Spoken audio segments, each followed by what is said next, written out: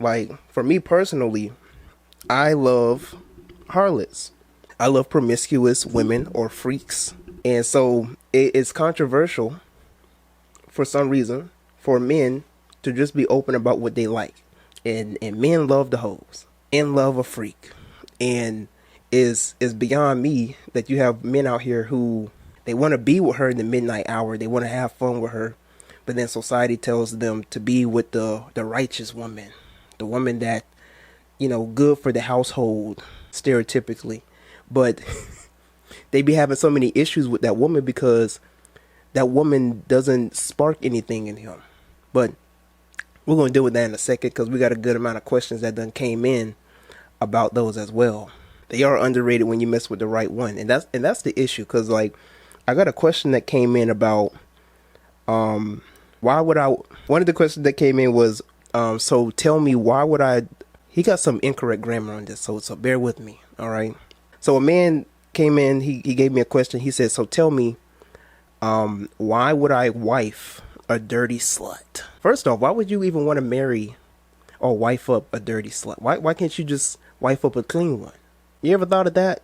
You ever thought about actually... There's some women out here who actually are clean and manage their body well while having men on rotation. Why you giving yourself the end of the stick? That don't even make sense. It's beyond me. Anyways, I would never advise you to marry or to wife up or cuff a dirty whore. Get a clean one. Should do you justice. Trust me.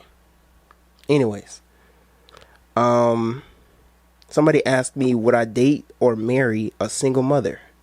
Hell no. Respectfully though. Hell no.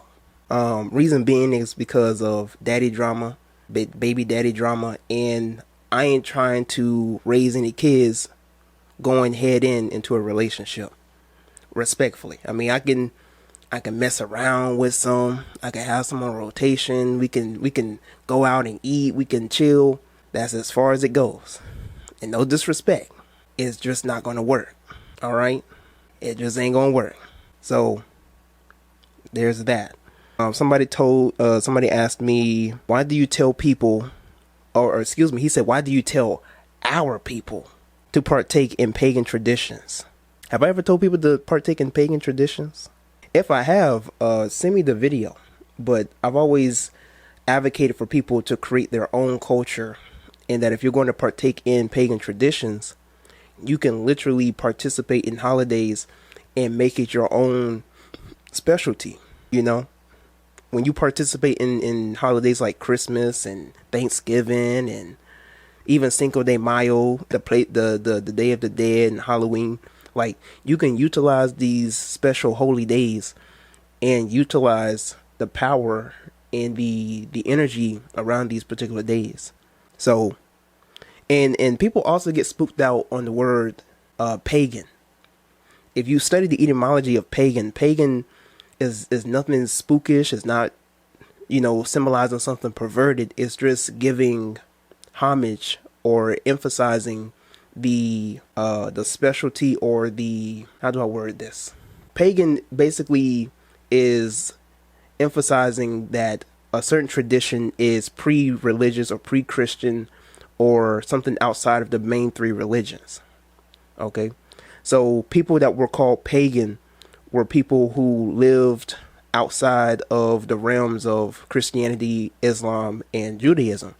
So if somebody was pagan or somebody was practicing pagan traditions, they would be considered an outcast, due to, the city even being converted to Christianity or a certain city being Christianized. And so they would demonize witchcraft, or they would demonize certain traditions and cultures that went against the whole system of the Roman Catholic Church and so on and so forth. Things of that nature. So when you participate in pagan traditions, it's just saying that you're participating in traditions that are outside of the major religions. So not all pagan traditions are bad. Some pagan traditions might be bad, but to say that a tradition is pagan, like celebrating your birthday is pagan. The way that you celebrate marriage and the wedding and walking down the aisle and having your wedding rings, that's pagan. You know what I'm saying? Like some of the traditions you have going in your house and out your house is pagan.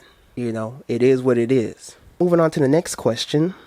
Somebody asked, what started your journey of enlightenment? I'm going to try and summarize it because I've already did a podcast episode on this and it would take a very long time to explain my enlightenment journey. But to make it short, I was raised up in a family that is predominantly and strictly religious. Okay. To such a point that I was actually destined to be a pastor. Okay. I was destined to be a preacher or something of that sort. It wasn't until I was 12 or 13, I started to do like online ministry. And then I stopped doing that immediately after I turned 15. I became pro-black.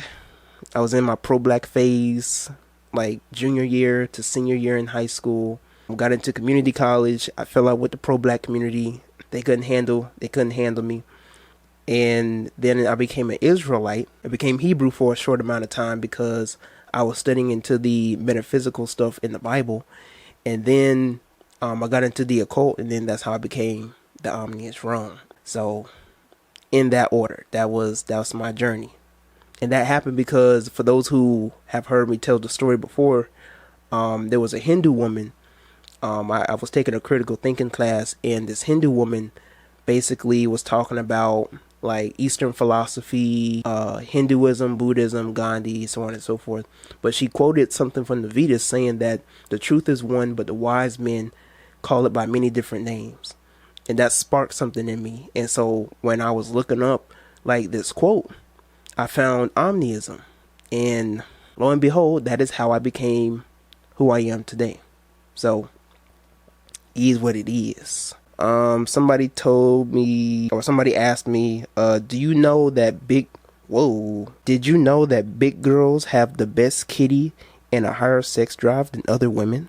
These are some wild questions out here. Did you know that big girls have the best kitty and a higher sex drive than any other women? No, I did not know that. I don't think that's statistically proven either. But shout out to the big girls with the nice kitty cats. There are some nice big ladies out there. I ain't even gonna front. Some people think that because I promote a lot of like fit women or slim thick women that I don't like big girls. Ask about me. Okay? I've never went against being for big girls. Never. Like I said, ask about me. The first girl that I ate out was a big girl. First girl I ate out. First girl I gave head to was a big girl. Now that was some good pussy. That was a good pussy. I ain't even gonna front. I'm just saying. That big girl had some good pussy. Anyways, another story for another day. Moving on to another question. Somebody asked, would you ever date or have sex with any woman outside of your people? I don't intend on it. I don't intend on having sex with any woman other than black women. If I get caught up, it is what it is. But here and now, my intentions is only to have sex with women within my race. But if somebody come up to me and they looking like Selena, I'm gonna see it through. I'm sorry. I'm gonna see it through. The opportunity strikes. I'm just letting you know here and now. Don't be out here trying to say I'm a hypocrite. I'll let you know here and now. My intentions, first and foremost, first, second, and third, is black. But fourth might be Hispanic. I'm just saying. It is what it is. As for marrying women and, producing my children and so on and so forth, that's strictly, exclusively going to be black. So, it is what it is. Yeah, sorry. Got to see it through. Y'all can call me a coon or you can call Dr. Umar. I'm sorry. There's some pretty Latino girls out there. There's some pretty Asiatic women out there. I got to see it through. I don't have any intentions, but look, if they talk me out of the undies, if they talk me out of the pants, game is game. Game is game. Okay. Somebody told me to give me one crazy sex story. One crazy sex story. These questions are bizarre. Dr. Umar gotta understand. Yes, okay, yeah, we get it, yeah. One crazy sex story. I got one crazy whole story. I don't know about one crazy sex. Well, I mean, there's just one story, right?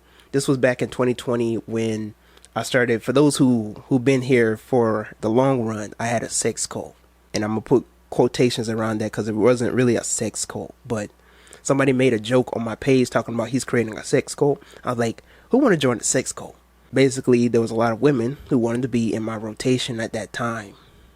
Anyways, so during my time going to college, yada yada yada, some nice, beautiful, lovely women. Rest is history. But there was one particular woman that I knew around this time, and she wanted to get with me, right? She wanted to get with your boy. What happened was, we had a good time one night, right? Next morning, I'm in the kitchen flipping eggs, right? And the girl just ringing my phone, right? So I answered the phone, still flipping my eggs, right?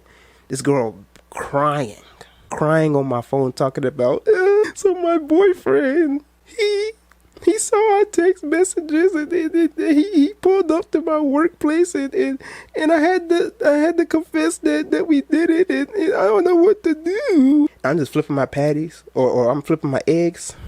I'm like, dang, that's crazy. And I didn't care. I did not give two F's. I think that's the craziest story, but you know, I'm only 24. Probably have some some better crazy sex stories in the long run. My crazy hoe story. There was a time where I accidentally put all the women that I was talking to in one group chat. That was messed up. That was my fault. Because what type of dumbass would do that? You know what I'm saying? Like, who would put all the women that they're talking to in one place at the same time? And your heart is just racing because you don't know who's going to put you out. Who's going to out you. The group chat lasted a good 3 months though. So, I mean, the end of it, of course, everybody found out. You win some, you lose some. And I lost half of my rotation that year.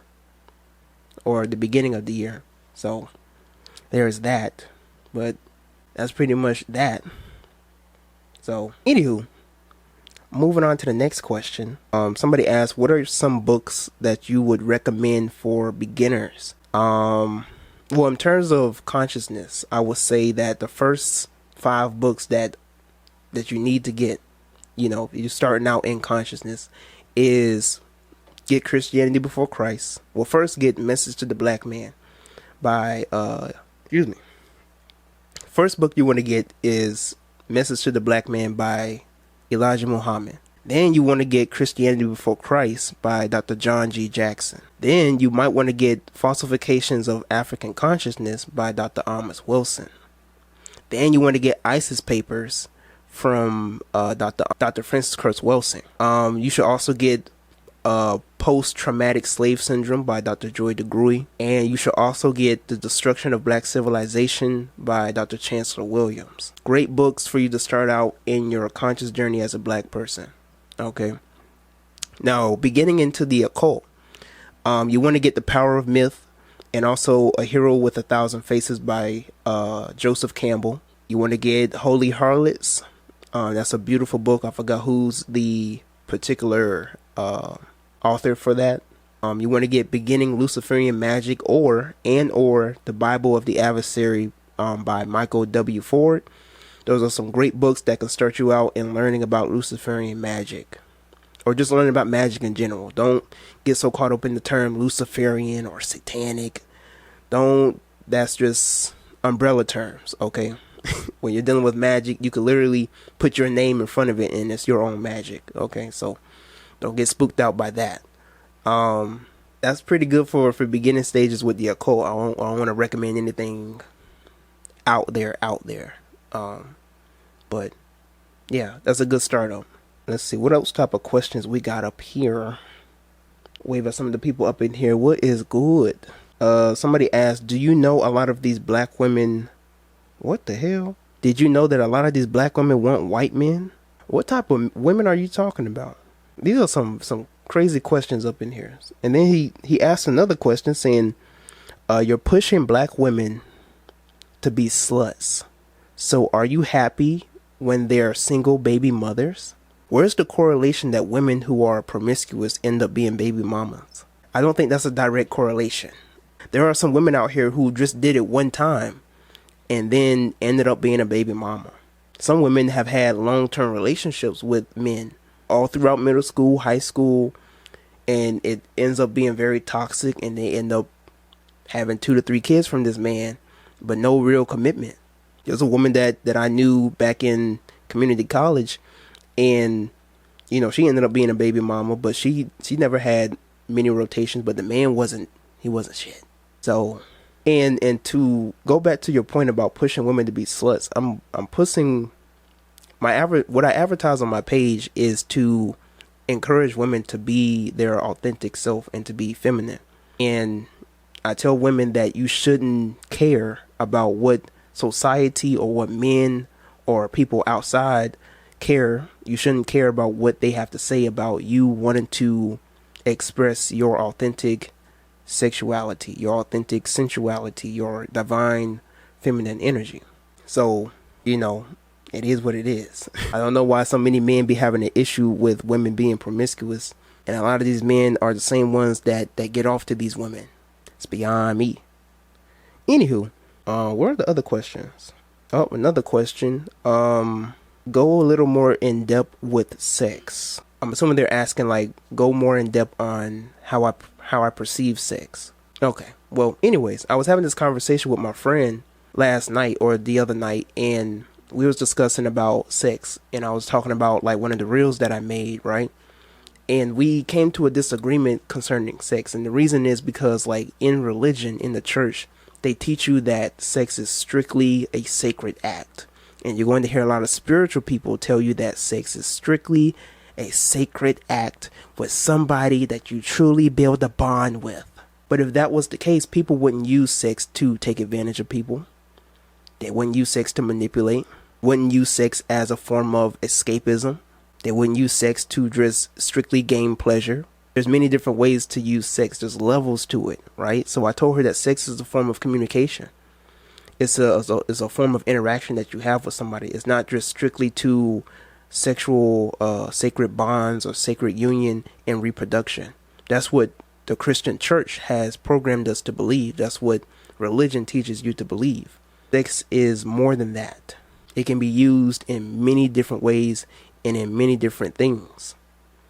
So people can literally have sex with people and not feel anything towards that person, go about their day, not even remember the first name of that person because there's layers to how you can use sex. Sex is more complicated than you might think it is, but a lot of people overcomplex it because of religion.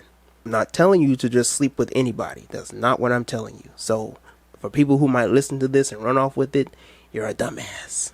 But what I'm telling you is that sex have different layers, and many people can utilize sex to their own advantage in their own way. People be having flings, people be having situationships, and they be living their best life because sex is more than just a sacred union. Sex is communication. Just another form, another way of communicating with somebody else. That's not to give you a pass or to give you that's not to give you an excuse to just run wild and be reckless. And some people believe that, right? Because they be so upright and righteous and right hand path that when they hear something left hand path or sinister, they automatically think, oh, he trying to tell me to go crazy. He trying to tell me to go reckless. He trying to tell me to go and date some reckless hoe. Where did you get that from? Where did you get that from? We didn't even get to that point. You know what I'm saying? And that's where you can see people have a disconnect with sex. A lot of people have a disconnect with being content in their own sexuality. You ever, for people who watch the P, okay? For people who watch explicit content, as soon as you get done watching the content and you get off to the content, you ever look at the content and then you look at it in disgust? It's because you're not content with that depth of content. You're not content with that. You see what I'm saying? Some people can watch it, they get off, and then they feel happy, they do better because they have a different relationship or a different connection with that, and they're content. Some people aren't content. Some people feel ashamed to be sexual.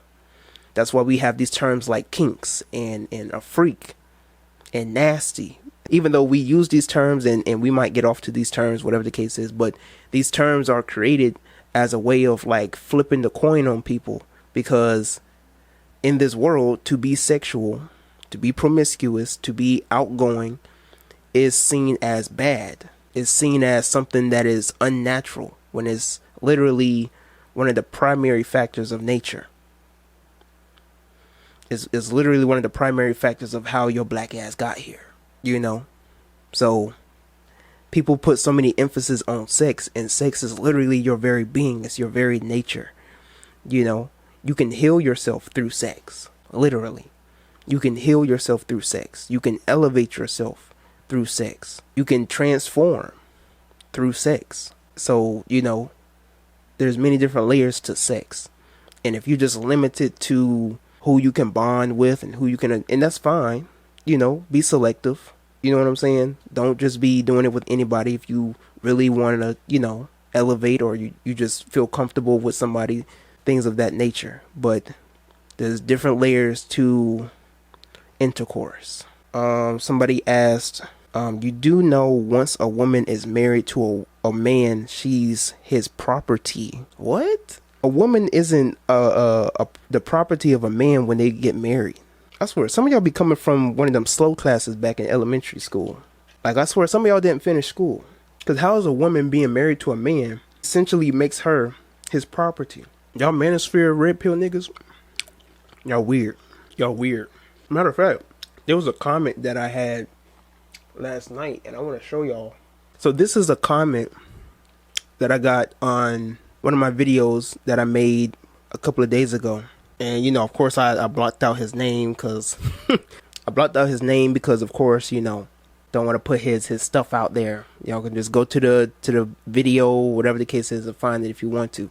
But this man says, and I'm going to try and read it the best way I can, because some of the comments are covering up like the majority of his, but he basically says, secondly, property means ownership, but ownership varies. My husband, my wife, my kids. My means you have a kind of attachment to this thing. A woman is a man's property because he's attached to that woman. It's that attachment that makes him to provide, protect, and lead. A husband is a property to his wife. That's why she nurtures, supports, and builds with him. These are wild. Okay, these are correct terminologies to use in a relationship. First of all, to use the word my as a possessive pronoun does not mean that a person is your property. My can also symbolize you having a connection or relationship with someone or something. So yeah, I don't think some of these people are very smart when they come to me with these questions and statements. Beyond me though. Somebody asked, why do you promote sex, ass, and titties? I think this man might be gay. Let me genuinely answer this though. He says, why do you promote sex, ass, and titties? First off, let me just make a disclaimer that there's more to a woman than sex, ass, and titties. So then the person might ask, well, why do you keep promoting women concerning sex, ass, and titties? Because I like sex, ass, and titties. What's the issue? Just because I know there's more to a woman than sex, ass, and titties doesn't mean that I can't post sex, ass, and titties. In the words of Lil Wayne, I like what I like, and I'm gonna keep it that way. And some of these men be acting like they don't be liking ass and titties all up on their page. You go in their like history, 80% of what they like on social media is just ass and titties. You playing yourself. You are highly playing yourself. And that's the issue that I be having with some of the men that come to my platform. They judge me because I am open about what I like. And they like it. Otherwise, why would they be here in the first place? They like it. They just refuse to admit that they like it. Otherwise, why are you here? You complaining about me showing ass and ass shaking, and you've been following me for 2 years? Fam, I think you need help. I think you need help. What you following me for if you dislike the content? It's like the analogy that I use. If you go to a restaurant and you hate the food, why you keep going back to the restaurant expecting better food? The food is going to stay the same. You can't complain about McDonald's having French fries and not or McDonald's having French fries and you want them to have potato wedges. Like, I had a man come to my page the other day talking about, like, this page turned very sexual. That's like telling a restaurant that they have food that contains a lot of calories. This restaurant always had food with high calories. This channel has always been a sexual channel for a good 3 years strong. It has not changed up. There's been evolutions in an upgrade of how I promote and advertise the content. But this page has always been the same. And that brings me to something else. One of my friends asked me about my authenticity. And me and her, we went back and forth on this, right? And she told me, and this is somebody that I've been knowing for like a very long time. But she tells me, she was like, I feel like you're not truly your authentic self on social media. What? How am I not my authentic self because I present a different layer of myself on social media? That does not make sense to me whatsoever. That don't even add up.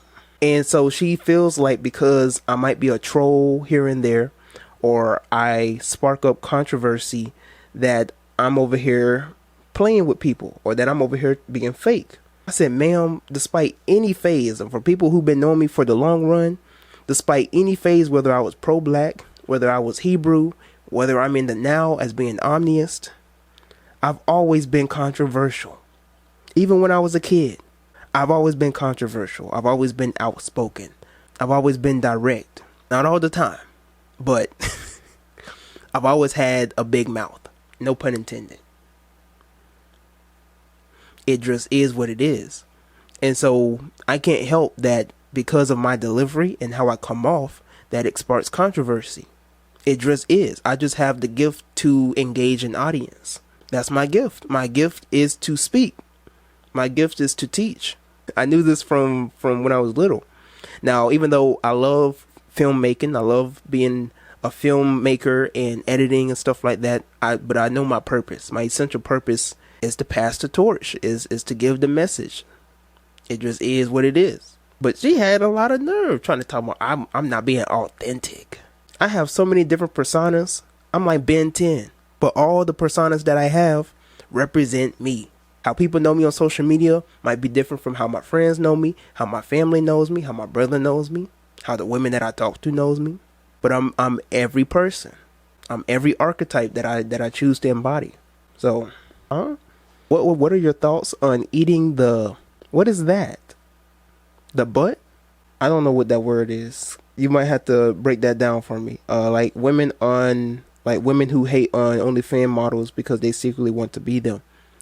And that's a word because there are some women on social media that want to be the 304. They want to be the influencer.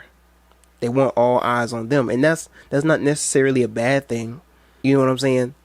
Some people take it the wrong way for people to be an influencer. And some people do use Instagram to fill the void of, insecurities, not getting enough attention growing up. But there's nothing wrong with wanting to have a platform. There's nothing wrong with you wanting to be a type of Beyonce figure. You know what I'm saying? But some people just ain't built for it. Some people just ain't built for that life. Sometimes you're just not built for that life. But some women, they desire it and they have the oomph. They have the power and the ability to do that. But because of society, because of family, because of what he say, she say, some people just choose to stay in the shadows. You know what I'm saying? It just is what it is. And, when I got into talking about the occultic stuff and talking about sexual stuff, and I brought up the Devi energy and stuff like that, people were spooked. People were spooked out to the core. They was like, this Negro here talking about women being hoes, and you want the most deviant one? they were spooked out to the core. Not only were the Hebrew Israelites were scared, the conscious Negroes were scared too. They were freaked out. It's like, I can't get with this. I thought we supposed to be building families, Tyrone. We supposed to be building the black community, and you telling these women to be whores. And they don't contradict one another, because we're talking about two different lifestyles, two different things. And a woman goes through different phases in her life, and that's just the part of life. You have what is called the triple goddess, right? So you have the maiden, the mother, and the crone. The maiden is the mistress. That's the one who's young, living wild, living free, living her best life.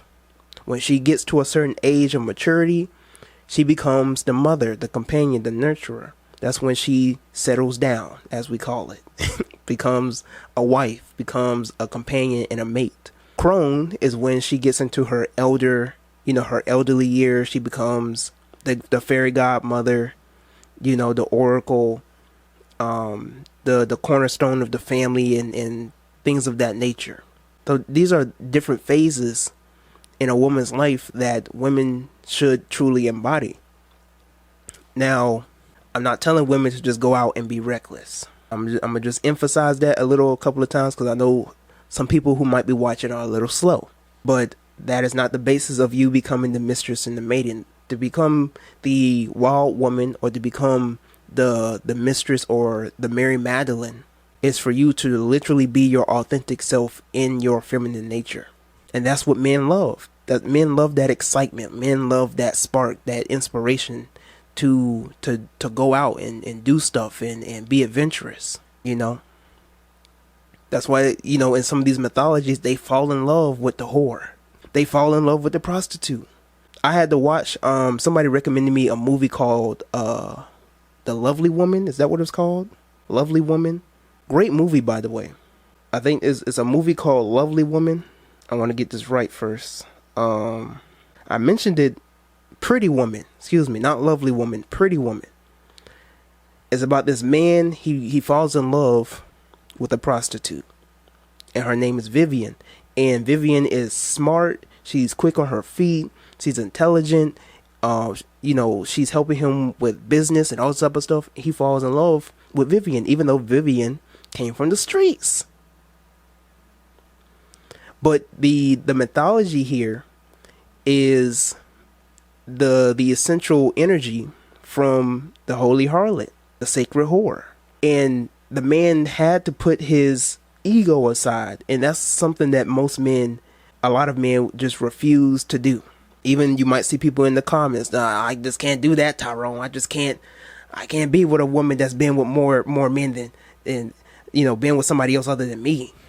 I can't be with no woman who hasn't been with anybody else other than me. She been with how many men? 3? That's too much, Tyrone. She been with 3 men? You know how many men that is? I can't do that, Tyrone. And a lot of men just can't put aside their ego. And that's why you have men out here asking women for their body count. Why would you ask a woman for their body count? A man only asks a woman for their body count if he's insecure, literally. And that's nothing simpish or pandering to women. It just is what it is. For a man to ask a woman for her body count when she mostly is going to lie to you. And listen, how do I call it? I've experimented this. I've experimented this whole subject matter, right? And I bring this up to many different women. I talk to many different women, and I bring this conversation up, and every time they give me the same reaction, right? So I tell them about how men be asking women for body counts and stuff like that, and yada yada yada. And every time I get to this part, and I tell them women are gonna lie about it anyway, because a woman's favorite number that she's gonna use is 3. All of them always laughing. Even one woman was in sync with me and said 3 with me at the same time. They're never going to tell you because y'all niggas weird. Because y'all weird. It's not that a woman is self-conscious about the things that she's done. It's because y'all always shaming her for being the woman that you actually desire. That's weird. That's weird to me. Why would you shame a woman that you actually like? that you actually desire, that actually, sparks something in you. That don't make sense to me. You could run into a woman and she can cook, she can clean, she's loyal, she ain't never talk bad about you, she's feminine, all this good stuff. But then when it comes down to her sexuality, when it comes down to how she gets around, now you want to cut her off. Now you want to distance yourself because your ego can't take it. It just is what it is. That don't make no type of sense to me whatsoever. Tighten up. Disney made a joke about that, about like men's insecurities. Not always, a lot of times, yes, but not always. Listen, my girl been given her ex's head before me, and she still say I'm better than all her previous niggas, so fuck my ego. Let it be the best she had. They afraid the coochie is stretched out, so they saying that for dick side purposes, because they afraid they can't please them. A man should never be afraid of not knowing how to please a woman. Just learn how to please a woman. I guarantee you, I don't care how good a man done slutted you out, you're going to get a whole different experience with me. And that's I'm not being egotistical, I'm not being arrogant, I ain't talking my ish. I don't care how big the man ding-a-ling was. I don't care if he stretched out your guts. I don't care if he had your eyes rolling back. I'm confident in what I can do to a woman.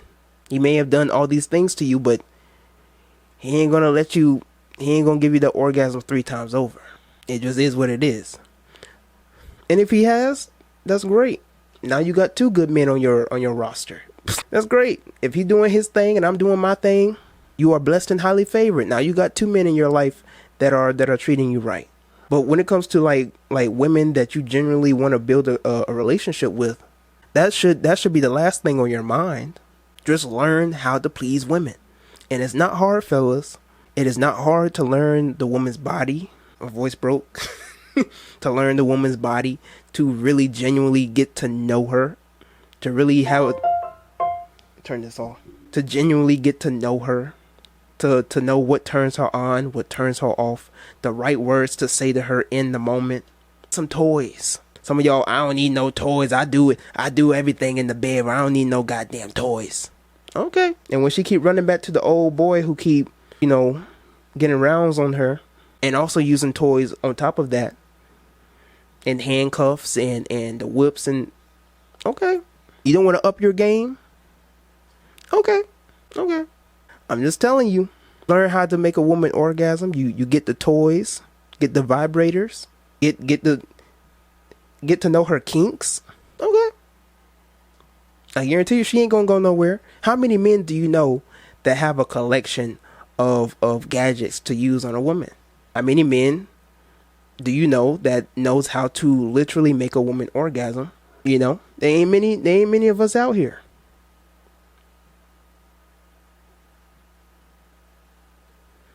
So it is what it is. When I eat the box and shit is over, I can please like no other nigga can. And it's always important to make a woman climax before y'all have sex. Why? Because now her body is aroused. So because she's aroused and because she springed up, now when you put it in and then you rubbing on it and all this type of stuff, and then you, I ain't getting too explicit, this ain't after dark, but you're gonna get a lot through with her, once you do the foreplay and stuff like that before you start doing stuff to her or in her. Somebody said it's not about pleasing a woman. Sex is different for everybody, but body count can tell you about a person's character and past decisions. Not all the time. I don't judge a woman by how many men she's been with. I judge her by what type of men she's been with. And I've talked about this in one of my podcast episodes as well. If a woman has been with 10 men that were kings and princes and people of stature, I'm about to be the 11th. It don't bother me. But if she's been with 10 peasants, I'm staying far away from her as possible. It just is what it is. My friend asked me, would you be with a woman with 50 bodies? I said yes. Because think about it. If you didn't know she had 50 bodies and she did everything right and she was cooking, she was cleaning, she was feminine, and she listens when you talk and she understands you.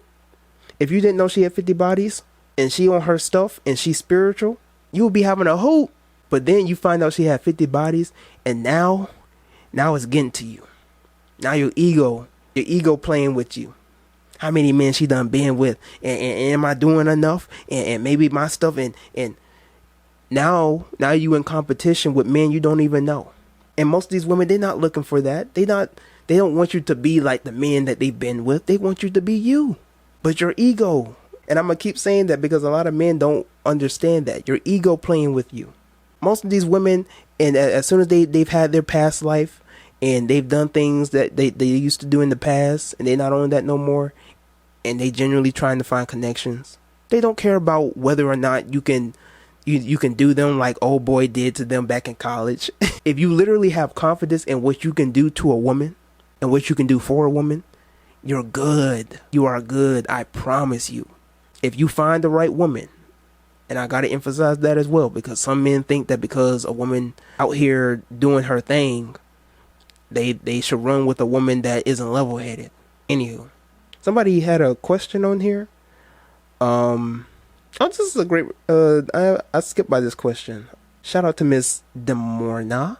She says, what keeps you happy in a relationship or a situationship? Good question. It varies. What could keep you happy in a relationship definitely is communication. One of the number one reason for divorce is miscommunication. In a relationship, in a situationship, there has to be a level of understanding between y'all and whatever y'all have going on. I guarantee you, like 80% of the relationship has to do with communication, comfortability, and two people understanding what's going on between, one and the other. If there's no functional or healthy communication between y'all, there is no happy relationship. So I think that's what truly keeps a person happy in a relationship or a situationship is communication. When you can go to somebody and you can talk to them about anything and everything. When you can go to that person and you can feel safe, you feel content, you feel secure. You don't have to hide anything from them. That's what keeps you happy, communication. So I had to learn that the hard way. There are some women that I've messed with in the past, and they might have did well, and I've talked about this in one of my YouTube videos I'm going to be putting out soon. But you can have a woman and she can do everything right. She can cook, she can clean, she can suck your dick right, she got the good yammy whammies, but then she lacks in communication. When she gets mad, she goes silent. She wants you to try and figure out what's wrong with her. She wants you to figure out, and then she ghosts you for a whole week, and you haven't heard anything back from her. Now you apologizing for something that you didn't even do or that you think that you did. No. Cut that bitch off with the quickness. So it's things like that, things that you just have to be aware of with the women that you mess with. So I'm going to emphasize this one more time before I head on out. On my platform, I do not promote reckless behavior. That is not the purpose of somebody, going out of their way to, to being with somebody. Oh, there's some other questions on here? Oh, shit. There's a whole different 2 rows of questions. Oh, snap. Let me get on. Let me quickly scan through these questions, though. Yeah, somebody did ask me about the Mother Mary. Let me see. Where is it? There it is. Did you know Mary is the Queen of Heaven and the Empress of Hell? Now, we're going to get a little deep in this one. If you have this book costs probably like $20 on Amazon, but there's a book called Magdalene Mysteries and the Feminine Christ of the Left Hand Path. The best book you can ever get to learn about the divine feminine. Ever. The best book you can learn about the divine feminine, the sexual energy, the wild Kundalini energy, the wild woman, Jezebel, Lilith, everything. It goes in depth on everything. The core of the harlot energy, the Devi energy, everything. Get that book. You will not regret it. When it comes to Mother Mary, she's considered the mother of God, right? And so in an aspect, she is also considered, the Black Madonna. She is the Queen of Heaven. She's also the Empress of Hell in the aspect or the terms of Lilith, because all the goddesses have a light side and a dark side. So you also see this in the book of Proverbs with Lady Wisdom and the strange woman, Lady Wisdom and Lady Folly. And, on a mundane aspect, right? On a carnal level, you think that the Lady Wisdom and Lady Folly are two different women. On a spiritual aspect, you can actually see that Lady Wisdom and Lady Folly are in the same occupation, but there's two different paths. And then when you get into the occult, you understand that Lady Wisdom and Lady Folly are the same woman, the virgin and the whore. And so what you're seeing here is a duality. You're seeing polarity playing at hand. So when you go to a woman can show you the way. She can show you the light. She can inspire you. She can provide you wisdom and nutrition. A woman can do you wrong. A woman can take advantage of you. A woman can manipulate you. A woman can have you stagnant. One or the other. A woman can be the best thing in your life, or a woman can be the worst thing that has ever happened to you in your life. You choose. As it says also in the Bible, choose ye this day, life or death. There's some other weird questions on here. Somebody asked me, are you pushing black women female supremacy? I don't know how you got that from my platform, but okay. What else? What are some other questions on here? Is a woman who takes thirst traps while in a relationship a red flag? Why would that be a red flag? If a woman taking thirst traps on social media and she posts them on social media, relationships vary. So the thing is that if you met a woman and she was doing thirst traps before you met her, it would be disingenuous of you to tell her to stop doing thirst traps as soon as y'all get in a relationship, if that's how she gets her views, if she profits from it, etc. That was something that you liked about her, so don't change it. Some men, they get into a woman's life and then they want to customize her to dress strictly how he wants her to be, instead of just letting her be her and how you met her. Negro, if she was a certain content creator when you met her, let her be. You will have a happier relationship just letting her be who she is. It is what it is. Somebody asked, why do men fail to communicate with women sometimes? Well, two things can play a hand here. Sometimes men don't feel confident, and they're not really in tune with their vulnerable emotional side to express those things to women. Some men, they have a hard time communicating with women because in the past they have been vulnerable with women and women have done them wrong. Women have used things that they have expressed to women against them. Women have talked mess with other women about things they were vulnerable about. They've been emasculated by women when they get emotional and vulnerable, and the women tell them that you being soft or you being a bee or whatever the case is. So these things play a hand. At the same time, a man should be able to communicate with you directly, but when a man communicates with you directly, now you in your feelings. Now you think he's being disrespectful. So now he don't know what to do when a woman comes to him with a concern in some cases. He don't want to cut you off. He don't want to be come off disrespectful. He don't want you to ghost him or to block him or whatever the case is, but you want him to communicate with you. You want him to be honest with you, but some of y'all just can't take the truth. Some of y'all don't know what truth is. Some of y'all just never had a male figure in your life to really give you the one-on-one. So when a man comes to you with the one-on-one, you don't know how to react. You throw a tantrum. You coming at him sideways, calling him a bee, questioning his sexuality, all this type of stuff.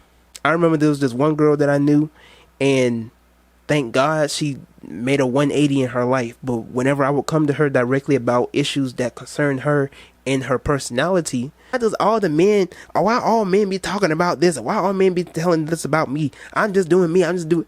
Maybe, ma'am, you're fucking crazy. Maybe there are some things that you just need to change about yourself. Have you gotten the memo yet? If men keep coming to you telling you the same thing, it's not men that's tripping. You need to self-reflect. And some women don't want to self-reflect because there's so much in their ego. That's going to be the word of the day. Ego. Some women are really just into their ego. They're narcissistic to the point where they can't even hold themselves accountable. They always deflect. It's always somebody else's fault. And they never took time to look in the mirror and be like, I'm really messed up. So some men fail to communicate with women sometimes because sometimes women don't give them the space or the security to be open with them. So yeah, a man really has to like know his surroundings. You know, he really has to get to know how a woman is in all of her emotional states. Happy, sad, mad, you know, feeling vengeful, whatever the case is, before he can really open up to a woman. He has to really get to know that woman. Can you blame him? Anywho, we're getting down to our last few questions. Somebody said, tips on how to deal with negativity as a content creator. So I talked about this yesterday. I made a reel about this, about how like when people come to your platform and try to spread negativity and things of that nature. How to deal with negativity? You don't deal with negativity. Ignore it. Sometimes it's hard for you to ignore because sometimes people might say things to you that you might feel insecure about. Sometimes people might tell you something that people were telling you back in high school. It happens. It's your problem, or rather, it's your responsibility for you to make peace with that. And that's what we call in on the spiritual side, that's what we call shadow work. You got to learn to make peace with that. So when it concerns the basis of people who come in at you sideways, people trying to turn you into something that you're not, people might have negative criticism on content that you might put out, things, opinions that you may have. You can't let that get to you. You have to build a foundation for yourself and establish who you are first. And then once you know who you are and you establish who you are, outside opinions won't matter. Once you come to a foundation to where you can love yourself enough to not be affected by what people say about you, that's when you got it. And you know, not everybody's there. You know, we're humans, whether you like it or not, no matter how many times you call yourself a god and a titan, a god and a titan and a vessel of the universe. At the end of the day, you're a human. You're a mortal, a demigod. You have emotions. You have feelings. You will feel a type of way. You will have your risings and your downfalls. Sometimes you're just not feeling it, and then you see a comment, and then it might sway you the wrong way. It happens. What you have to learn how to do is to react or respond functionally and not allow comments or what people say to affect you. You can't give people that power or time of day. Don't be going back and forth, commenting essays and stuff, because these people got time. You want to know why they got time? Because they don't have a life. Their life is indulging in negativity. Their life is filled with making people like you feel bad and projecting their foolishness and their negativity on you. Because they're so low down in life, all they can do is spread hate. While you're the one with the content, you're the one that took the risk to put out the opinions and your standpoints and your views. You're the one showing your face. You're the one that taking the risk to network with people and make revenue from it. What are they doing? Oh, okay. Do they have the platform? No. Were they consistent in making content like you? No. Oh, okay. Were they building content ever since 2016, 2017, and then you got to this point? No. Did they actually take time out to invest money into studying different forms of culture and spirituality and getting to a point to where you come to now in terms of your stances? No. Okay. So you got to look at it from that point. Some people, you just got to say they not on my level. And that's not to be arrogant. It just is what it is. Some people, you just have to look at them and be like, they're not worth my time. And when some people give you comments of things that people have said to you in the past, maybe this is a sign on a spiritual aspect of something that you either need to conquer, something that you need to, fulfill in terms of like making peace with it, or maybe it's a test. Like, have you truly gotten over this type of thing that people say about you? Some people look at a comment that somebody has said to them that people may have said to them in the past, or people have said to them in high school, and they get insecure, and they just start bugging out, right? And now they're over here like, is this really true? Just people always been saying about me ever since I was 16. A fool is what you are. You have to learn just to be you. If some people saying something about you, you're weird. You know how many times I've heard that throughout my life? Tyron's so weird. And now I got a platform where I can be weird. I flip the coin. I turn the tables on them. If I'm weird, I'm weird. Now what? Now I got a platform where I can be weird. I'll have a space where people appreciate my weirdness. Sometimes you gotta flip the table on them. Yes, that was mango. I had watermelon, pineapples, mango, and grapes. It's mango good though. But yeah, sometimes you gotta flip the table on them. Right, they hate on you because they hate themselves and they project their self-hate on you. Facts. That's how you gotta look at it. Somebody asked me, can you go... Okay, we already dealt with that. Do you practice semen retention? Why or why not? I personally don't practice semen retention. I personally think it's stupid. That's me. That's my perspective. I don't think a man's elevation is determined on his nut. I'm not telling you to be busting 5-6 nuts a day, but from my perspective, there is a way that you can really be content in who you are, and also giving yourself self-pleasure. Now, I'm not saying there's not any benefits to semen retention. Some people, they benefit from semen retention. Props to them. It's just not my forte. Instead of ascending the serpent, I descend the serpent. And that is what we call in the aspect of black magic. White magic teaches you to ascend the serpent and have the semen or that energy flow up. But you can get the same amount of results or energy flowing down. So, I personally don't practice semen retention. Are we down to our last question? I think we are. Somebody said, how can a man lead a 304 to being a compatible partner? Well, it's just based upon the type of woman that you go for. Not every 304 is capable of having a relationship. And somebody might ask me, well, why do you tell people that the hoe knows how to communicate with men? Because there are hoes, women who used to be hoes at least, that know how to communicate with men. And you gotta find the women and attract the women that know how to do that. Simple. You focus so much on the women that you dislike and wonder where the good women at and the women that you desire. I don't have that issue, because not only have I built a platform in a space where women that I desire come into my field, but it's just my mentality, you know? The mind is all and the universe is mental. So it is what it is on that.